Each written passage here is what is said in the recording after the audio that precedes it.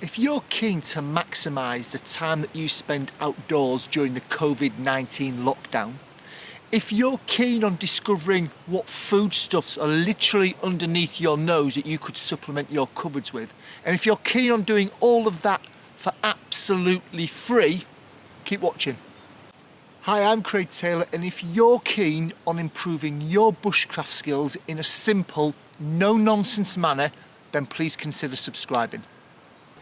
April has been an interesting month because of the 1, 2, 3, 4, 5 things that I'm going to talk through that I've got my little post-it here.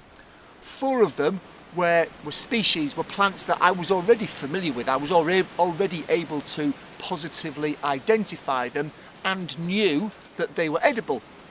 I just never gone out of my way to do anything with them. So again, harking back to what I've said to in previous videos, these little projects I've set myself for the year, this book is helping, not from an ID perspective, although it is helping with that. It's primarily helping with actually giving me a focus on, yes, I can ID it, but what about doing something with it? What about actually, for the ID in itself is just a route to being able to do something with that particular product that you've identified. And from a foraging perspective, let's go ahead and do something with it. So 4 of the 5 things I'm going to talk about now, I already knew about. I've known about for a very long time. I just haven't done anything with them. So let's look at what I did find this month and what I did do with what I found this month.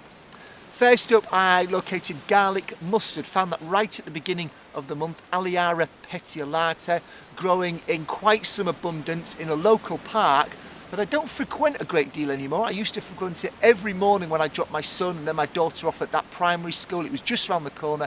I used to walk the dog there. I don't do that anymore.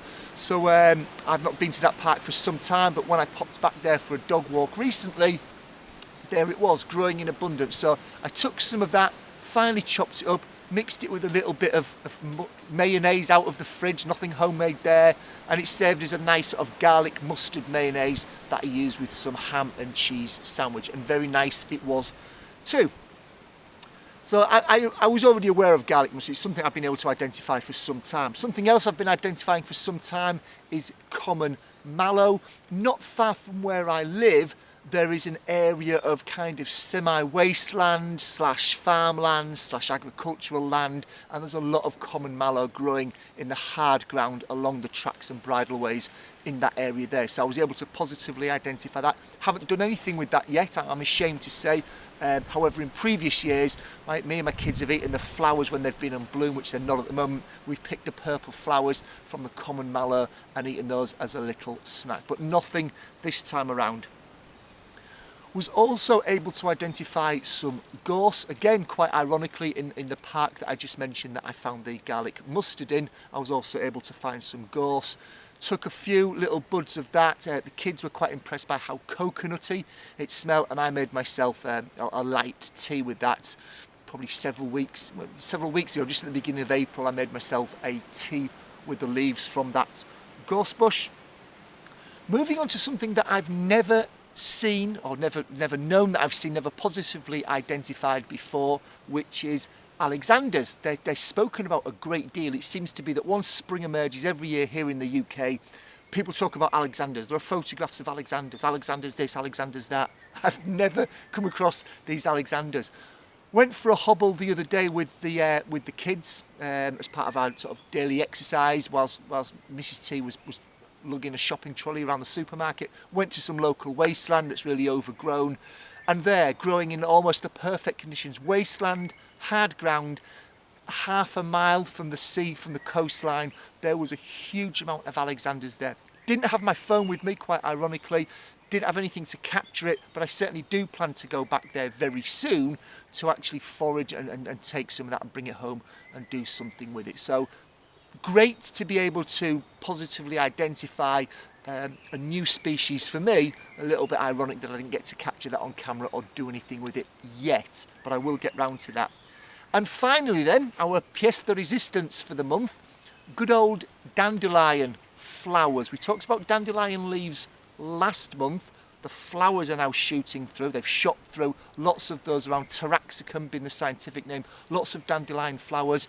Discovered a great sounding recipe on Facebook for dandelion honey. So at the same time that I spotted those Alexanders, the purpose of us being out there was to get a lot of dandelion flower heads, which we did. We brought them home, we processed them down and made some dandelion honey out of it. Really simple to make. Ingredients that everybody has got in their house anyway. Water, sugar, yeah, I'm pretty sure that was it, and dandelions. We processed it down. Only slight sticking point, pun intended, honey, was that all of the videos that I'd seen online, it was proper sort of traditional gloopy, thick honey.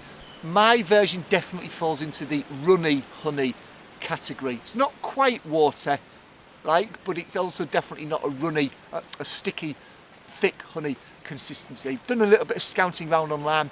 Apparently I should have simmered it for hours rather than the 45 minutes that the online recipe suggested.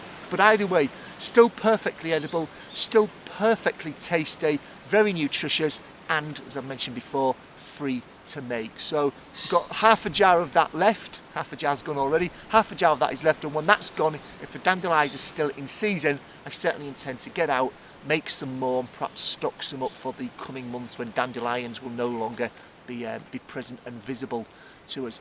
So there we go. Those are the 5 things that I've identified, re-identified, confirmed, and probably more importantly, I think, actually done something with, as opposed to just pointing at it and saying, that's a dandelion, it's edible, that's a gorse flower, it's edible. Actually going ahead and do something with it, I think, is the cherry on the icing on the cake. That's what I've done for the month of April, but what about yourselves? Have you spotted anything that is forageable, edible, for the first time in the past month or so? What was it?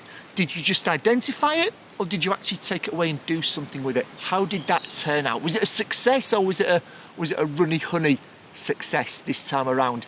Have you not had the opportunity to spot anything yet? Have you spotted something but not been brave enough? And I know that feeling, trust me, not being brave enough to be confident enough to take it away and consume it. Are you still in that no man's land in terms of, is it or isn't it? Should I consume it or should I consume it? And of course, if you're not sure, you've done the right thing. If in doubt, leave it out. But let me know in the comments below, where are you standing at the moment in terms of your skills to be able to identify, your confidence in being able to do anything with it? Where are you standing at the moment? What have the past few weeks or months looked like from your perspective, from a foraging angle? Let me know in the comments below. As I mentioned at the beginning of this video, I am now going to link over in probably this side of the screen here, up here, I'm going to link to a playlist of my previous foraging throughout 2020 videos. Take a look at those if you've not seen them before, and even if you have, why not have a refresher? Thanks for watching, folks. I look forward to seeing you in my next video very shortly, and stay safe.